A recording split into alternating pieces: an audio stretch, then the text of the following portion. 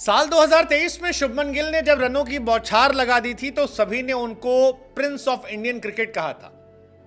लेकिन अब ऐसा लगता है कि शुभमन गिल के लिए रियलिटी चेक का टाइम आ गया है एंड इट्स हाई टाइम कि शुभमन गिल को बताया जाए कि अब आप रेड अलर्ट जोन से गुजर रहे हैं, जहां पर जो कुछ आपके साथ हो रहा है ना वो आपके लिए अच्छा है ना टीम इंडिया के भविष्य के लिए अच्छा है। क्योंकि आईपीएल 2023 के बाद से शुभमन गिल का जो फ्लॉप शो शुरू हुआ उसकी कीमत उन्होंने भी चुकाई है।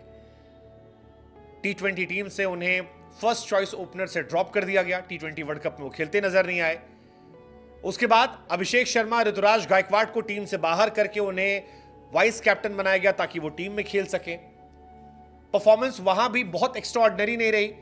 वनडे में वो फ्लॉप रहे, इररिस्पेक्टिव कि उन्हें वाइस कैप्टन बनाया गया था और जायसवाल को डेब्यू नहीं कराया गया था।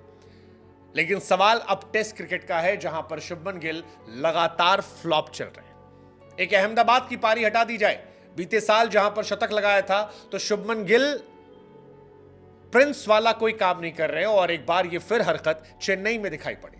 चेन्नई में खेले जा रहे पहले टेस्ट मैच में अगर कोई खिलाड़ी सबसे ज्यादा डिसअपॉइंट करता है तो वो नाम शुभमन गिल का था, क्योंकि शुभमन गिल 0 पर आउट हुए। साल 2024 में जो खिलाड़ी सबसे ज्यादा बार 0 पर आउट हुए हैं उसमें बुमराह के बाद दूसरा नाम जो है वो शुभमन गिल का है। रोहित शर्मा फ्लॉप रहे।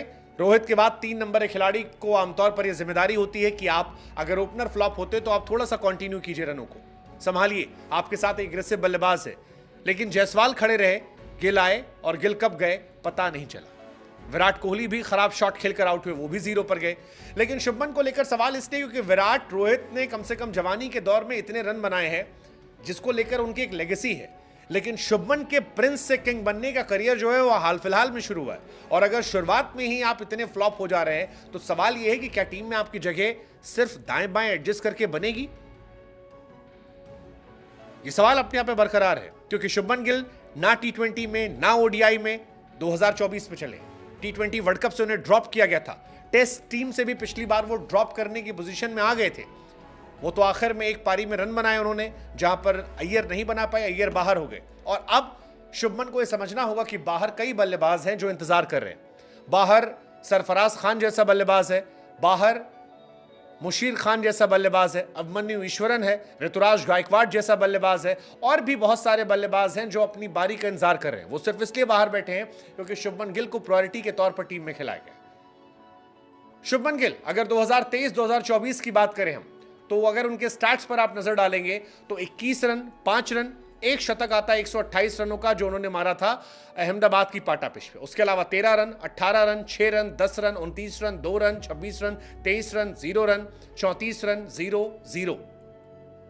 ये गिल का रिकॉर्ड है।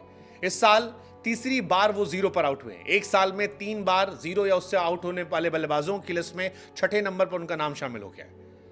2024 में बुमराह के बाद जैसा हमने आपको बताया शुभमन गिल हाईएस्ट है। शुभमन गिल, संजू सैमसन, विराट कोहली, ये 3 खिलाड़ी हैं। और शुभमन के आउट होने का यह असर था कि प्रेशर जो था वो बढ़ता गया। विराट ने इसे और ज्यादा बढ़ा दिया। लेकिन नया गेंदबाज अगर आकर आपको इस तरह से छकाता है और आप बैक टू बैक आउट हो जाते हैं तो फिर सवाल आप पर बरकरार रहेगा। शुभमन गिल टेस्ट क्रिकेट में पहले ओपनर हुआ करते थे, ओपनर के तौर पर उन्हें मौके दिए गए, लेकिन शुभमन ओपनर के तौर पर फ्लॉप हुए, उन्हें ड्रॉप किया गया। उसके बाद चेतेश्वर पुजारा को जब टीम से निकाला गया तो गिल को 3 नंबर पर एडजस्ट किया गया, लेकिन ना ओपनर के तौर पर और ना 3 नंबर पर गिल अपनी जगह बना पाए। टेस्ट क्रिकेट की 29 पारियों में शुभमन गिल के सिर्फ 874 रन है, जबकि यशस्वी जायसवाल ने 9 मैच में 1000 से ऊपर रन बना लिए। 3 नंबर पर खेलते हुए 18 पारियां हो गई हैं जिसमें गिल के 618 रन हैं। और इसीलिए बार बार ये सवाल उठ रहे हैं कि अगर अहमदाबाद की पिच ना हो, फ्लैट ट्रैक ना हो, तो क्या गिल प्रिंस नहीं बनेंगे?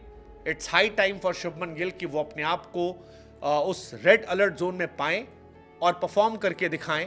अदरवाइज बहुत सारे खिलाड़ी जिनका हम बार बार जिक्र कर रहे हैं, इंडियन क्रिकेट हमेशा से बदलाव के लिए रहा। अश्विन ने जो पारी खेली है, मतलब अगर आप रविंद्र जडेजा की पारियों को उठा लेंगे, रविंद्र जडेजा का स्टार्ट साल 2017 के बाद से आपके शुभमन गिल और केएल राहुल से बेहतर चल रहा है। और अगर आप जडेजा से बेहतर रन नहीं बना पा रहे हैं तो आप इंडियन क्रिकेट में कम से कम प्रिंस तो नहीं कहला पाएंगे। 37वीं बार शुभमन गिल टेस्ट क्रिकेट में फेल हुए। ये अपने आप में सवाल है, बहुत सारे सवाल हैं। इनफैक्ट दलीप ट्रॉफी में भी वो खेलने गए थे, वहां भी सिर्फ 25 और 21 रन बनाए थे। श्रीलंका सीरीज में 34 रन 39 रन बनाए थे। ओडीआई में 16, 35 और 6 रन बनाए थे। जिम्बाब्वे सीरीज में 31, 2 और एक पारी में 66 बनाए थे, 58। बट वो जिम्बाब्वे थी। सवाल ये है, बड़ी टीमों के सामने कब तक गिल रहेंगे फ्लॉप, और क्या वाकई में वो इंडियन क्रिकेट प्रिंस है, और अगर है तो फिर दिखते क्यों नहीं। हमारी साइड से सिर्फ हम इतना कहेंगे, it's high time for Shubman Gill, red alert for Shubman Gill.